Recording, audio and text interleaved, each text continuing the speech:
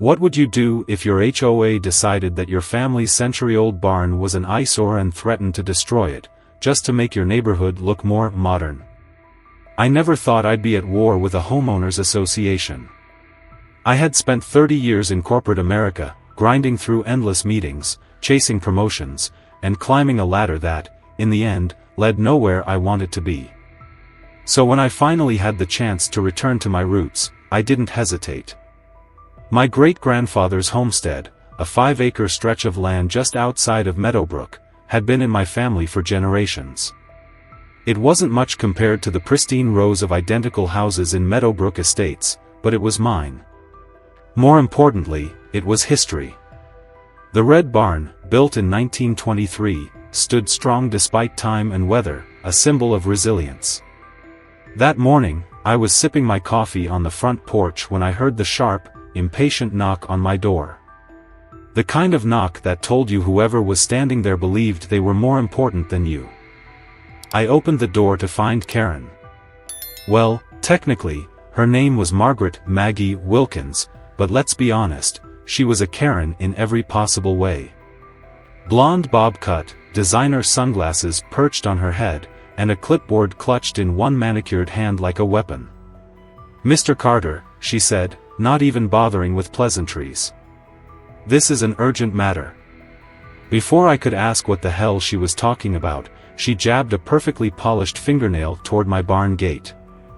"That gate violates Meadowbrook Estates modernization standards. You'll need to replace it immediately with an HOA-approved design."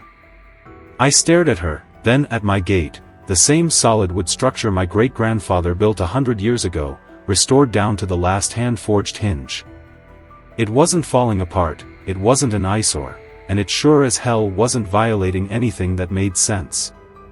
"You're joking," I said, taking another sip of my coffee. She did not appreciate my tone.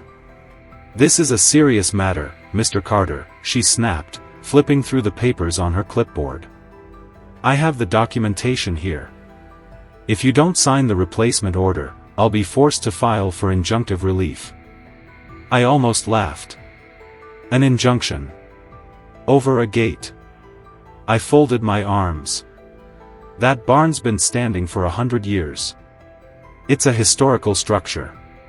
She arched an eyebrow. "History isn't the issue here. Aesthetic uniformity is. And according to the guidelines," she said, tapping the papers, "your barn gate does not comply. You'll need to replace it with one of our pre-approved steel and glass designs within 60 days. Otherwise, you'll be subject to daily fines, potential legal action, and property liens." I felt my grip tighten around my coffee mug. "Steel and glass?" I repeated, my voice steady but sharp. "On a barn?" Her smile was ice cold. "I don't make the rules, Mr. Carter. I just enforce them." Then she dropped the paperwork onto my porch like it was already a done deal. I picked up the papers, scanning the attached, proposed design. A soulless metal gate, completely out of place on a historic farm. This wasn't about modernization. This was war. I stood on my porch long after Karen's SUV had disappeared down the street, gripping the papers she had left behind. My barn gate, non-compliant. A daily fine of $200. A threat of legal action. All because my property, my history, didn't fit into the neatly packaged, soulless aesthetic of Meadowbrook Estates. I wasn't going down without a fight. The first call I made was to Ben Calloway, my old friend and lawyer. If anyone could help me find a way out of this mess, it was him. When I laid out the situation, there was a long pause on the other end of the line. "Legally," he said carefully, "the HOA has jurisdiction over your land." I gritted my teeth. "How?" "This property predates Meadowbrook Estates by nearly a century." "Your second cousin," Ben said. "He signed HOA paperwork years ago, probably without understanding what it meant. That agreement tied your land to their governance. Technically, they can enforce modernization standards." I ran a hand through my hair. "So what's my way out?" Ben hesitated. "You need historical landmark status." That got my attention. "If you can prove the barn has significant historical value, meaning it played a critical role in the community or local history, you can petition for an exemption." "But it's not easy, Dan. The process takes months, sometimes years." "I don't have months." Ben sighed. "Then you'd better move fast." And so I did. The county records office became my second home. I pored over microfilm, digging up black and white photos from the 1940s, images of the barn during World War II, when it had been used as a war bond collection center. I found newspaper articles from the 1930s, detailing how it had housed the county's first agricultural cooperative. I even unearthed architectural studies praising its resilience, standing strong while newer buildings had collapsed in storms. But the real breakthrough came late one evening when I found a faded ledger from 1945. Inside were the names of 57 World War II veterans who had trained in my barn between 1945 and 1953. These weren't just names on a page. These were men who had rebuilt their lives here. This was my ammunition. Just as I was preparing my case, Karen launched her counterattack. It started subtly, glossy brochures appearing in mailboxes, showing side-by-side images of my barn and a digitally altered modern version, sleek and contemporary. The materials claimed that the modernization effort would raise property values by 23%. Then it escalated. One morning, I found a bright orange HOA violation sign staked into my front yard. No warning. No hearing. Just a public mark of shame. A day later, an anonymous note appeared in my mailbox. "Move somewhere more appropriate." And then came the real blow, an emergency HOA meeting scheduled at the exact same time as my farmer's market. I saw right through it. If I missed the meeting, they could vote without my opposition. If I left my market early, I'd lose business and credibility. It was a calculated move. I made my choice. As soon as the last customer left, I rushed to the meeting, bursting in just as Karen was wrapping up her presentation. On the screen behind her was a digitally rendered image of my land, except my barn had been replaced by a steel and glass monstrosity. "As you can see," she was saying smoothly, "this modernization plan will actually increase Mr. Carter's property value. We're helping him, despite his resistance." That was it. I had had enough. I stood, my voice steady but filled with anger. That barn survived the Dust Bowl, the Great Depression, and 2 world wars. And you think it won't survive you? The room erupted. Some people clapped, others muttered. Karen's face flushed crimson as she banged her gavel for order. "We'll see about that, Mr. Carter," she hissed. "This community has standards, and they will be enforced." I turned to leave, my blood boiling, when an elderly man stopped me at the door. His hands trembled slightly as he reached into his coat pocket and pulled out a faded photograph. A group of young men stood in front of my barn, their military haircuts fresh, their faces full of determination. "My father's in that picture," the man whispered. "Don't let them erase our history." I clenched my jaw, tightening my grip on the photo. Karen had declared war. But she had no idea what she was up against. The night after the HOA meeting, I barely slept. The weight of what I was up against pressed down on me. Karen wasn't just trying to erase my barn, she was rewriting history, replacing the past with a version that suited her vision of modernity. But now, I wasn't just fighting for myself. I was fighting for the men in that photograph, for the people who had danced under those rafters, for the families who had depended on this place for generations.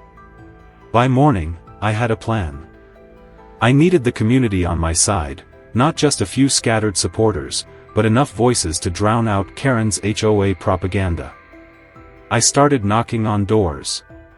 Frank Dawson, a Vietnam veteran, answered his door with a tired expression but listened as I explained everything. When I handed him the old photo, his face changed. My father trained in that barn after the war, he murmured, gripping the picture. He looked up, eyes filled with something I couldn't quite place, determination, maybe anger. If you need me to speak on its history, I'm in. Next was Alice Monroe, a lifelong Meadowbrook resident. I barely finished my sentence before she nodded. My grandmother used to dance in that barn when she was a girl, she said. She used to say those nights were the only bright spots during the war. I'll testify if you need me. Word spread fast. By the end of the week, I had nearly a dozen people ready to fight with me. Stories poured in, memories passed down from parents and grandparents about how the barn had been a safe haven through some of the hardest times in history. It was more than I had hoped for. But Karen wasn't just going to sit back and let me build an army against her. The retaliation was swift. That Saturday, just as my farmer's market was hitting full swing, a fleet of county code enforcement officers swarmed my property. They shut everything down, citing unauthorized commercial activity in a residential zone. Customers were turned away, officers snapped photos of every inch of my land, and by the afternoon, Karen herself showed up at my door. She held out a piece of paper. I didn't take it. She let it flutter to the ground. $200 for the barn gate, she said, her voice thick with satisfaction. Plus additional citations for improper livestock fencing, unauthorized signage, and excessive vehicle parking. I picked up the paper and scanned the fines. $650 in one day. This is harassment, I said, my voice low and steady. Karen smirked. This is enforcement. She turned on her heel, leaving me standing in my doorway, my fists clenched at my sides. That night, I found deep tire tracks across my front lawn. My mailbox had been knocked over completely. When I called the sheriff, he arrived but seemed hesitant. Look, he said quietly, glancing around like someone might be listening. I can't officially say this, but Karen's husband golfs with the county commissioner. They've got connections everywhere. Be careful. Be careful. The warning sat heavy in my chest. By now, the lines were clear, this wasn't just about a barn. This was about power, control, and a group of people who would do anything to get their way. Then came the real gut punch. One of the neighbors I had trusted, someone who had been part of the movement to save the barn, betrayed me. I found out when a petition surfaced, supporting the HOA's modernization plan. It had been signed by none other than Paul Henderson, the same man who had originally told me he was on my side. I went straight to his house. When he opened the door, I held up the petition. Why? I asked. Paul exhaled and crossed his arms. He wouldn't even meet my eyes. Karen offered to waive my HOA fees for 5 years, he admitted. And forgive my existing code violations. I stared at him, waiting, hoping he'd at least look guilty. Instead, he just shrugged. You can't win this, Dan, he said. It's just business. Something in me cracked. Not in anger, not in frustration, in sheer disbelief at how easily some people could sell out their own history. I turned and walked away. But I wasn't giving up. Karen had played dirty. She had weaponized bureaucracy, bribed my neighbors, turned the county against me. But I still had one card left to play. I was going to hit her where she least expected it. The night after Paul's betrayal, I sat alone in the barn, the weight of everything pressing down on me. Karen had backed me into a corner, weaponizing every rule, every connection, every loophole she could find. My farmer's market was shut down, fines were stacking up, and now even the people I thought I could trust were switching sides.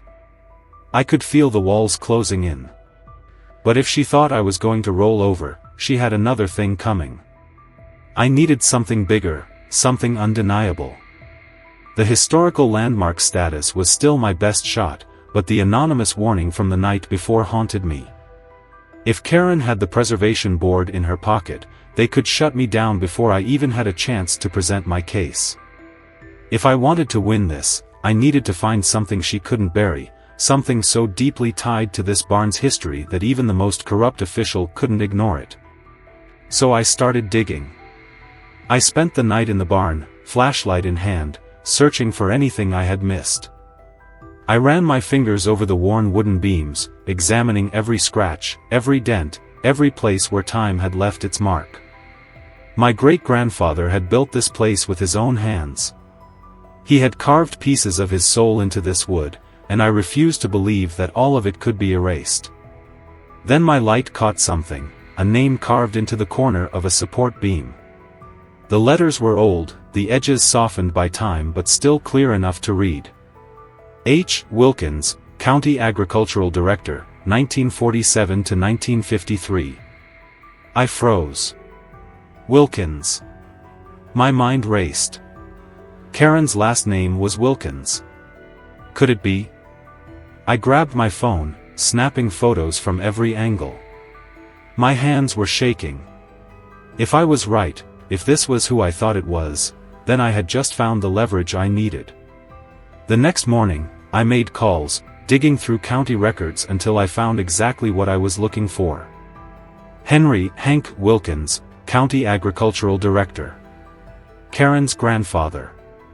He wasn't just some bureaucrat, he had been the one responsible for training returning World War II veterans in my barn. He had fought to keep this place standing when developers first tried to buy up farmland in the late 1940s.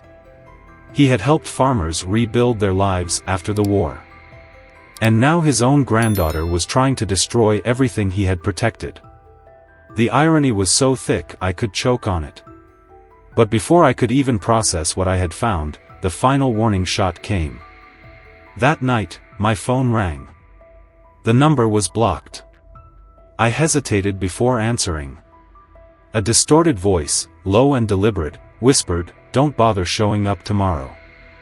The Preservation Board chairman already promised Karen they'll deny your application." Click. The call went dead. I gripped my phone, my pulse hammering in my ears. They thought they could scare me off. They thought I'd give up. They had no idea what was coming. The hearing room was packed beyond capacity.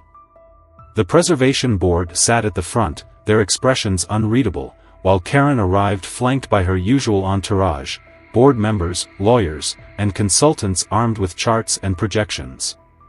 She didn't even glance my way as she arranged her neatly stacked documents, her confidence radiating across the room.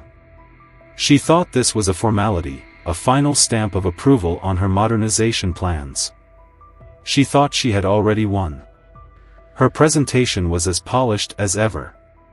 She spoke of property values, community aesthetics, and the necessity of progress. Behind her, the screen flashed images of a sleek, modern replacement for my barn, a soulless steel and glass structure that looked like it belonged in an office park, not on a piece of land that had survived a century. She finished with a smile, as if this was all just common sense. Then it was my turn. I didn't have consultants. I didn't have a PR team. But I had something she didn't, the truth. I stepped forward and laid out my case, showing the photos, the articles, the ledger of names, 57 veterans who had trained in my barn, men who had rebuilt their lives inside those walls. I told their stories, painting a picture of what this place had meant to the community. The board seemed moved, but still hesitant. Then, just as the chairman was about to speak, the back doors swung open. An elderly woman entered, frail but determined, assisted by a younger man. The room fell silent as she made her way to the front. She turned to the chairman and spoke clearly. "I apologize for my tardiness. I am Edith Richardson, and I have known that barn for 82 years. I saw Karen stiffen." Edith's voice didn't waver as she told her story. "During the war, we rolled bandages in that barn while praying for our boys overseas. My late husband proposed to me during the victory dance held there in 1945. But that's not why I'm here today." She turned fully toward Karen. That barn was the birthplace of this community's prosperity. And do you know who made that possible? Henry Wilkins. A gasp rippled through the room. Karen's face drained of color. Your grandfather, Edith continued, fought to protect that barn when developers came in the 1940s. He called it the classroom that fed the county. And now you, his own granddaughter, are trying to erase his legacy. The board turned to Karen. She opened her mouth, but for the first time, she had nothing to say. Then the final blow came. The original HOA charter was produced, and there, in black and white, was Section 12, properties of historical significance predating the establishment of Meadowbrook Estates shall be exempt from aesthetic uniformity requirements. Karen had rewritten the rules. She had tried to bury the past. And now, the past had buried her. In a stunned silence, Karen stood. I'd like to withdraw the HOA's objection to the historical designation, she said softly. Then, after a long pause, she added, and I need to apologize. The vote was unanimous. The barn was officially protected as a historical landmark. In the days that followed, everything changed. Karen resigned as HOA president, her final act being to reinstate the original charter. The fines were wiped clean, and the board issued a formal apology. But the real surprise came 3 weeks later when Karen showed up at my door, holding a worn leather case. These belong to my grandfather, she said, hesitating before opening it. Inside were his journals, lesson plans, and photographs from the Veterans Agricultural Training Program. She looked up at me. They should be somewhere people can see them. That's how the small heritage museum was born. We dedicated a section of the barn to preserving its history, displaying Wilkins materials alongside the stories of the veterans who had trained there. And to my astonishment, Karen volunteered to help curate it. At first, she lingered in the background, uncomfortable and unsure, but when visitors approached her, asking about her grandfather, she started to talk. I overheard her once, telling a group of students, my grandfather believed progress doesn't mean erasing the past. It means building on its foundation. I lost sight of that for a while. The farmers' market reopened with official permits, drawing in more visitors than before. The barn, once targeted for destruction, became a gathering place again, for events, history tours, and even the occasional dance. One evening, I found Karen standing beneath the old wooden beams, staring up at the initials carved into the wood. I spent my whole life running from this place, she admitted. From what it meant. But my grandfather wrote something in his journal. Something I think I finally understand. She turned to me, her voice quieter. A community without memory has no soul. I nodded. And fighting to preserve this barn helped me find mine again. Sometimes, when I stand alone in the barn at sunset, I can almost hear the echoes of the past, veterans learning to rebuild their lives, couples dancing through hard times, neighbors coming together. That old barn didn't just survive, it reminded us all that some things are worth fighting for, even when the enemy turns out to be someone battling their own ghosts. And in the end, the HOA Karen didn't just lose. She found her way home.